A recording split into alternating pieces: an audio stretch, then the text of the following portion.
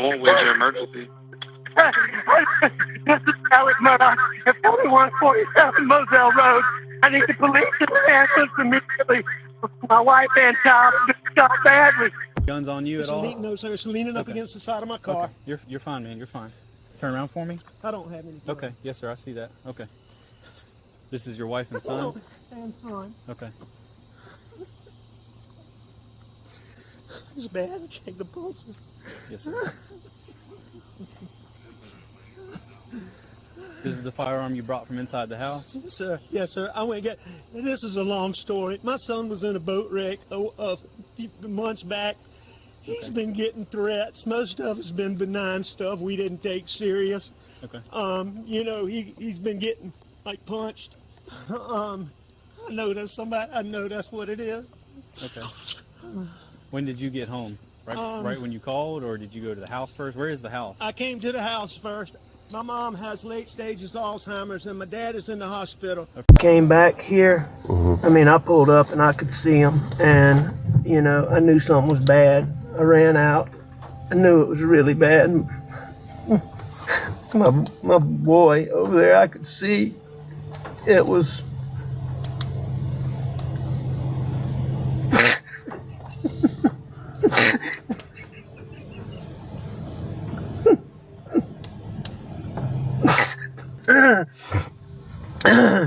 And I ran over to Maggie, and actually, I think I tried to turn Paul over first. You know, I tried to turn him over, and I don't know, I figured it out. His cell phone popped out of his pocket. I started to try to do something with it, thinking maybe, but then I put it back down really quickly. Then I went to my wife, and I mean, I could see. Did you touch Maggie at all? I did. I touched them both. Okay. I tried to take, I tried to do it as limited as possible, but I tried to take their pulse on both of them. And, you know, I called 911 pretty much right away. And she was very good. I know you said the phone fell out the pocket, but did you see anything else that didn't belong or shouldn't belong or that wasn't part of Paul? No, sir, not. June 7th, 2021. It's 10:06 p.m. when a call cuts through the silence of the South Carolina Lowcountry. A man's voice trembles through the receiver, broken, frantic, but strangely composed. He says he's found his wife and son, both lying by the kennels, lifeless. Within minutes, blue lights bathe the old Moselle estate in a ghostly glow. Officers step out, their boots sinking into wet earth. The air smells of gunpowder and summer rain. And though no one knows it yet, this night will pull apart a legacy that had ruled this region for more than a century. For generations, the Murdaugh family was the law here. Prosecutors, protectors, power brokers, faces smiling in courtroom portraits, their names etched into courthouse marble. But tonight, that name is whispered for another reason. Not in honor, but in disbelief. How does a family built on justice become the focus of its own investigation? How does a dynasty that stood untouchable for 100 years suddenly fracture from within? And what truths hide behind the mask of privilege and charm that once defined them? Over the next hour, we'll pull apart the story piece by piece. A story of influence, deception, and the night that ended everything the Murdaughs ever stood for. Stay with us as we journey behind the mask, where legacy meets consequence. Before we continue, make sure you subscribe, like, and share this video. It helps more people uncover stories that power tried to bury. Tell us in the comments, where are you watching from tonight? Your voice makes this conversation bigger than the courtroom.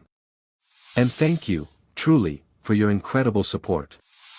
This channel thrives because of viewers like you.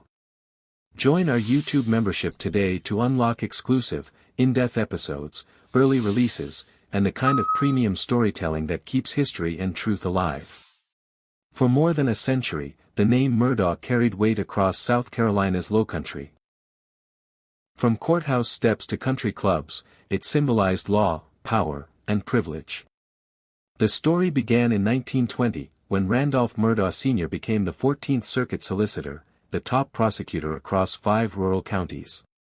He was ambitious, charming, and ruthless when needed. People said justice moved through him. When he died in 1940 after his car struck a train on a foggy night, his funeral shut down the town of Hampton. His son, Randolph "Buster" Murdaugh Jr., took over almost immediately, and the dynasty was born. By the 1950s, Buster was both prosecutor and private lawyer, deciding who faced the law and who escaped it. The same man who sought convictions in court also defended clients at his family's law firm. Power blurred into privilege, and influence became routine. When he was accused in 1956 of helping a bootlegger avoid charges, the case disappeared without explanation.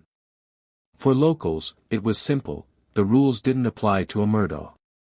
In 1986, the third Randolph, Buster's son, took over the same solicitor's office. For 20 years, no one dared run against him. The Murdaugh name wasn't just respected, it was institutional. Inside courthouses, people called them the law. Their family firm, Peters, Murdaugh, Parker, Eltsroth and Dietrich, known simply as PMPD, handled multimillion-dollar injury cases, winning verdicts that funded their influence. A Murdaugh letterhead could open doors, end cases, or silence questions. Then came the heir, Richard Alexander "Alex" Murdaugh. He had the same charisma, the same confidence, and the same assumption that his name could fix anything. He joined the family firm, worked part-time for the solicitor's office, and built a reputation for being generous, funny, and loyal. To everyone else, he was the perfect continuation of a powerful bloodline. He married Margaret "Maggie" Brandstetter, a woman known for her kindness and style. Together they raised 2 sons, Buster and Paul, the next generation of lowcountry royalty. They lived across sprawling properties, hunting, fishing, entertaining friends, and attending church in neatly pressed clothes. On social media, their lives looked idyllic: family photos under oak trees, golden retrievers by the river, smiles that told a story of wealth without worry. But beneath that image, something was changing. By 2015, whispers circulated through the courthouse halls: missing settlement funds, secret loans, strange favors. Traffic tickets for friends disappeared. Lawsuits settled quietly. At PMPD, accountants noticed small amounts of money missing from client accounts, small enough to overlook, but frequent enough to raise eyebrows. No one confronted Alex directly. No one ever had to confront a Murdaugh. By 2018, the firm's success masked growing chaos. Alex's debts mounted, his addiction to painkillers worsened, and his confidence turned desperate. He borrowed against settlements, spent recklessly, and lived as though reputation itself were currency. Maggie began spending more time at their beach house on Edisto Island, telling friends she felt uneasy. Paul's behavior became reckless, and even Buster, the eldest, started keeping his distance. The cracks were invisible to outsiders, but they were spreading fast. In small towns like Hampton and Culleton, people still greeted the family with polite smiles, but the reverence had faded into quiet suspicion. Privilege was wearing thin, and whispers of corruption no longer felt like rumors, they felt like inevitabilities. For 4 generations, the Murdaughs had been the law. They built the system, lived above it, and never once imagined falling beneath it. But that illusion was about to end. Because soon, on a cold February night along the Beaufort River, the family name that once commanded fear would become the focus of it, and the first crack in that mask of power would break the dynasty forever. For more than a century, the name Murdaugh carried weight across South Carolina's lowcountry. From courthouse steps to country clubs, it symbolized law, power, and privilege. It is February 23, 2019, a cool, quiet night on Archer's Creek, near the Beaufort River. Paul Murdaugh, then 19, climbs aboard his family's 21-foot boat with 5 friends. The group, Mallory Beach, Anthony Cook, Connor Cook, Miley Altman, and Morgan Dowdy, has been drinking throughout the evening, first at a house party, then at a bar in downtown Beaufort. The night feels young, the laughter easy. Paul insists on driving, even though his friends beg him not to. Witnesses later recall his behavior as erratic, aggressive, his speech slurred. Some say he used a fake ID, flashing the same confidence his family name had given him all his life. Around 1 a.m., the group leaves the dock to head home. The air is cold, the water dark and still. Anthony Cook remembers shouting at Paul to slow down, but he laughs it off, pushing the throttle. The boat cuts through the fog, bouncing off the black water. Moments later, a loud crash pierces the quiet. The vessel slams into a bridge piling near Paris Island. The impact throws everyone forward. When the chaos settles, Mallory Beach is gone. 911 calls flood in within minutes. "We're in a boat crash," one voice screams. "Please hurry. One is missing." Rescue teams comb the river until dawn, searchlights sweeping across the current. But Mallory's body isn't found until a week later, miles downriver. She was only 19. Her death shakes the community, but it also marks the beginning of the end for the Murdaughs. When police arrive that night, they recognize Paul immediately. He smells of alcohol but refuses a breath test. Hospital footage later shows him walking down the hallway, shirtless, grinning, calling his grandfather on the phone. Investigators note that Alex Murdaugh and Randolph III arrive within minutes, moving quickly to control the situation. They speak to officers, comfort Paul, and whisper in corners. One deputy later testifies that it felt like the Murdaughs were running the scene. Within days, the story spreads across South Carolina. The name Murdaugh, once synonymous with law and justice, is now tied to tragedy and privilege. Paul is charged with 3 felony counts of boating under the influence causing death and injury. The charges carry up to 25 years in prison, but months pass without a trial date. The perception of special treatment fuels outrage. If it were anyone else, a local says, they'd be behind bars by now. For Mallory's parents, Renee and Philip Beach, grief turns to frustration. They file a wrongful death lawsuit against Alex and Buster Murdaugh, claiming negligence and reckless supervision. The case forces the family's financial records into the open, threatening to expose years of quiet mismanagement at PMPD. For Alex, this lawsuit is more than a civil case, it's a ticking time bomb. Paul, meanwhile, continues living freely, often photographed around town. Friends say he seemed untouchable, still drinking, still defiant. But privately, the family begins to unravel. Maggie confides to a friend that she worries about Paul's safety, that the threats and hate messages had grown darker. "I'm scared for him," she says. By early 2021, Alex's financial world is collapsing. The law firm is quietly investigating missing funds, his debts are mounting, and the wrongful death suit looms closer to discovery. Maggie starts spending more time at Edisto. Paul grows anxious, angry, and reckless. And then, on the night of June 7, 2021, everything shatters.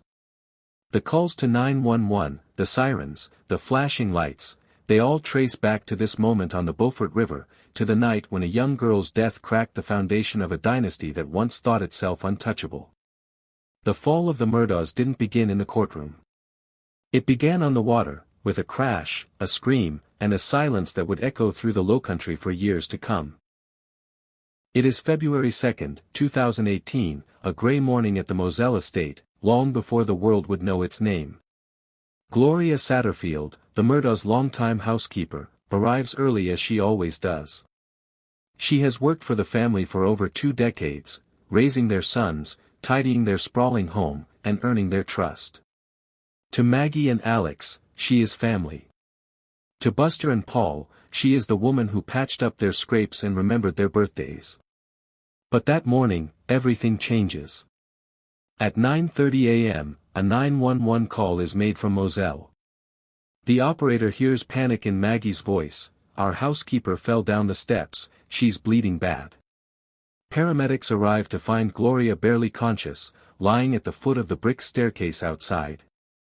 Alex tells them she tripped over the family dogs. She is rushed to the hospital, but her injuries are severe: broken ribs, internal bleeding, a head wound that will not stop. Weeks later, on February 26, Gloria dies from her injuries. The Murdaughs attend her funeral, speaking of her like kin. Alex promises her sons, Tony and Brian, that he'll help them financially. "I'll make sure you're taken care of," he says softly. "That's what your mama would have wanted." Months later, Alex convinces them to hire an attorney named Corey Fleming, a man he describes as trustworthy. What they don't know is that Fleming is one of Alex's closest friends. Through an elaborate scheme, Alex files a wrongful death claim against himself, claiming his homeowner's insurance should pay Gloria's sons. 2 settlements are approved, one for $505,000, another for $3.8 million. But Tony and Brian never see a single dollar. The money disappears into accounts Alex secretly controls under a fake name, Forge. For years, the Satterfield brothers believe the case is ongoing. Alex calls occasionally, assuring them the legal process takes time. But in truth, he's used their tragedy to fill the financial holes his addiction and lifestyle have created.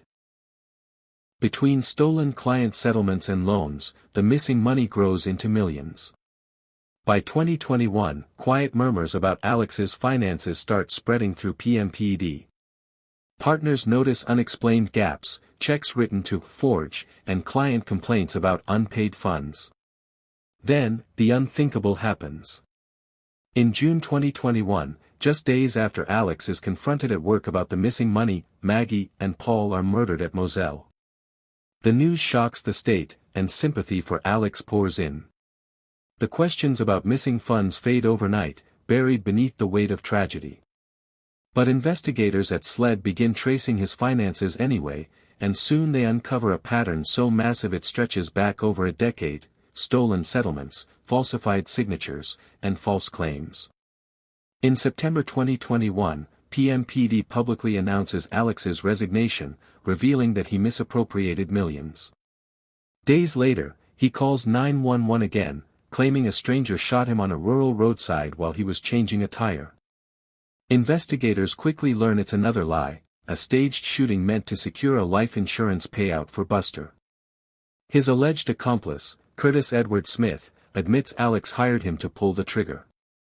When the story breaks, South Carolina reels. The Murdaugh empire has imploded. The same man who once controlled the courthouse now sits under criminal investigation, for fraud, theft, and possibly murder. Gloria's sons finally learn the truth about their mother's stolen settlement. In a press statement, their lawyer, Eric Bland, says, "He took advantage of the most vulnerable people who trusted him completely." The curtain is falling on a family that built its fortune on trust and its downfall on deceit. The same steps where Gloria fell have become a symbol of how far the Murdaughs themselves would eventually fall. And as investigators follow the trail of missing millions, all roads lead back to Moselle, where, in just a few months, the unthinkable will happen again. It is June 7, 2021, a humid Monday evening in Colleton County. The sun dips behind the tree line, throwing long shadows across the Moselle property. Alex Murdaugh is home, moving between the house and the kennels where the family's dogs bark into the dusk. Maggie has driven down from the beach house at his request, a trip she told friends she didn't want to make. Paul is already there, feeding the dogs, filming a short Snapchat video of a chocolate lab named Cash. He laughs in the clip, teasing his friend about the dog's tail. The timestamp reads 8:44 p.m. 3 voices are heard on the video: Paul, Maggie, and Alex. It will later become the evidence that changes everything. At 8:49 p.m., Paul's phone goes silent. Moments later, so does Maggie's. Within minutes, Alex's phone begins logging hundreds of steps. Data shows he's moving quickly, covering ground inside the house and near his car. By 9:06 p.m., his Chevrolet Suburban is in motion, heading toward his mother's house in Almeda. He drives fast, too fast for a quiet country road at night. At 9:22 p.m., he arrives. The caregiver, Moselle, Shelley Smith, later tells investigators he seemed tense, pacing, talking about his father's health, checking his phone constantly. He stays less than 20 minutes before leaving again. At 10:06 p.m., he dials 911. His voice cracks through the line, trembling with panic. "My wife and my son have been shot badly. Please hurry." Deputies arrive to find him pacing near the kennels, phone still in hand, repeating, "I just got home, I just got here." They follow him to the scene. Maggie lies face down, several yards away from the kennels, shot multiple times with a .300 blackout rifle. Paul's body is nearby, killed instantly by 2 blasts from a shotgun, one to the chest, one to the head. Blood and feathers from birdshot cover the concrete floor. Body cameras capture the moment deputies approach. Alex's clothes are spotless. He claims he checked both bodies for pulses, but no blood stains his shirt. He tells officers that Paul had been getting threats about the boating accident, suggesting revenge as a motive. Deputies listen, nod, and document his words. But privately, they sense something isn't right. Investigators note there are no signs of forced entry. Nothing stolen. Nothing out of place. The family's firearms collection includes .300 blackout rifles, but one is missing, the same model used in the killings. Forensic teams collect shell casings and gun residue. Later, testing reveals gunshot particles on Alex's hands, car seatbelt, and steering wheel. The following morning, news spread statewide. Prominent Murdaugh family members found shot to death. Reporters swarm Hampton County. Neighbors grieve, shocked that tragedy has struck the region's most powerful family. But sympathy begins to erode as details emerge. SLED, the South Carolina Law Enforcement Division, announces there's no danger to the public, a quiet way of saying they believe the killer is someone close to the victims. Over the following weeks, Alex attends funerals and interviews, maintaining the image of a grieving husband and father. Cameras capture him crying, clutching Buster's shoulder, saying, "We're devastated. We just want answers." But investigators keep digging. They subpoena his phone data, analyze his car movements, and compare timelines. What they find contradicts nearly everything Alex told them. The kennel video becomes the center of the case. When investigators confront him with the audio, he hesitates, then claims he must have forgotten being there. It's a small slip, but it cracks his story wide open. By the end of 2021, SLED has enough to connect the dots, the financial crimes, the lies, the movements, the silence between 8:44 and 9:04 p.m. They conclude Alex's life was collapsing, he was facing exposure, lawsuits, and financial ruin, and that Maggie and Paul's deaths weren't random. They were the desperate act of a man trying to outrun his own truth. That night at Moselle marked the end of an empire. The same land that once symbolized power now held only ghosts, and the echoes of gunfire that silenced a century of control. It is January 25, 2023. The courthouse in Walterboro is surrounded by news vans, cameras, and spectators spilling onto the sidewalks. Inside, a man once regarded as untouchable sits at the defendant's table. Alex Murdaugh, dressed in a gray suit and flanked by his lawyers, stares forward as the clerk reads the charges: 2 counts of murder, 2 counts of possession of a weapon during a violent crime. For more than a century, the Murdaughs represented justice in South Carolina. Now one of their own is being tried for killing his wife and son. The prosecution opens with a quiet, measured tone. When everything was about to fall apart, lead prosecutor Creighton Waters tells the jury, when his lies and theft were about to be exposed, he did the unthinkable. He killed Maggie and Paul to buy time. Behind him, images of Moselle fill the screen, the kennels, the feed room, the long dirt path where the bodies were found. Then the 8:44 p.m. Snapchat video plays. Paul's laughter, Maggie's voice, Alex's unmistakable drawl. The jurors lean in. For months, Alex insisted he wasn't there. Now, the evidence proves otherwise. The defense counters that the state has no murder weapon, no blood on his clothes, no eyewitness. Alex loved his wife and son, says attorney Dick Harputlian. He's being convicted in the court of public opinion. They paint him as a flawed man, not a killer, a man struggling with addiction, grief, and pressure. But as the weeks unfold, the defense's narrative begins to crumble under the weight of Alex's own contradictions.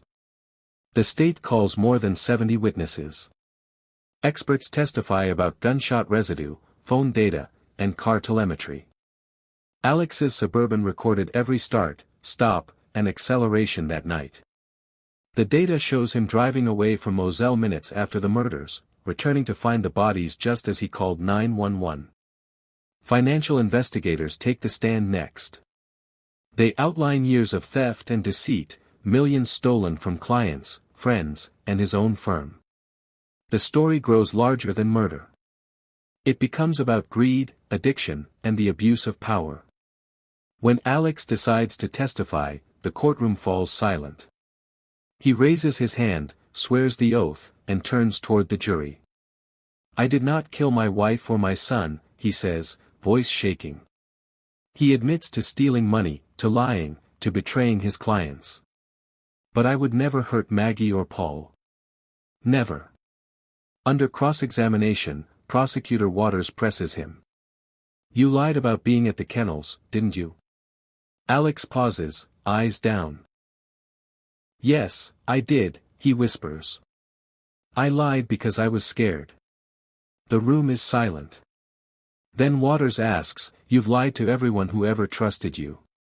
Why should this jury believe you now?" It is the turning point of the trial. The man once known for commanding courtrooms now looks small under the weight of his own words. The jury sees not a grieving father, but a manipulator who built his life on deception. When closing arguments come, Waters' final line strikes like a gavel: greed. Lies. Desperation. That's what killed Maggie and Paul. On March 2nd, after less than 3 hours of deliberation, the jury returns. Mr. Murdaugh, I sentence you to the State Department of Corrections on each of the murder indictments. In the murder of your wife, Maggie Murdaugh, I sentence you for a term of the rest of your natural life. For the murder of Paul Murdaugh, whom you probably loved so much, I sentence you to prison for murdering him for the rest of your natural life. Those sentences will run consecutive. Under the statute involving possession of a weapon during a violent crime, there is no sentence where a life sentence is imposed on other indictments. The courtroom stands still as the verdict is read, guilty on all counts. Alex stares ahead, expression blank. Buster sits behind him, motionless. The judge's voice breaks the silence. "Richard Alexander Murdaugh, I sentence you to life in prison." Twice. For the first time in Lowcountry history, a Murdaugh doesn't walk out of court. He is led away in handcuffs, head bowed, the cameras flashing as he disappears through the door marked exit only. Outside, the rain begins to fall on Walterboro. The town that once whispered his name now breathes in relief. Justice, long delayed, has finally arrived.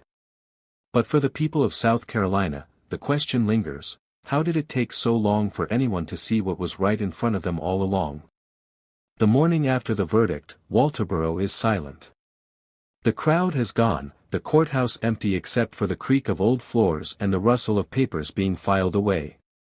Outside, the oak trees sway in the wind, heavy with the weight of history. For the first time in 100 years, there is no Murdaugh in power. The family name that once dominated the justice system now stands for everything it was meant to prevent. At the law firm once known as PMPD, the brass letters are quietly taken down. It is renamed Parker Law Group. Inside, the portraits of 3 generations of Murdaugh prosecutors are removed from the walls. The legacy that built the courthouse and controlled the courts has been erased. In Hampton, people talk in hushed tones, no longer out of fear, but disbelief. The empire is gone, and in its place stands the truth, ugly, undeniable, and final. At Moselle, the grass has grown tall. The kennels are empty, the air still. The property is later sold at auction, the proceeds going toward debts and restitution.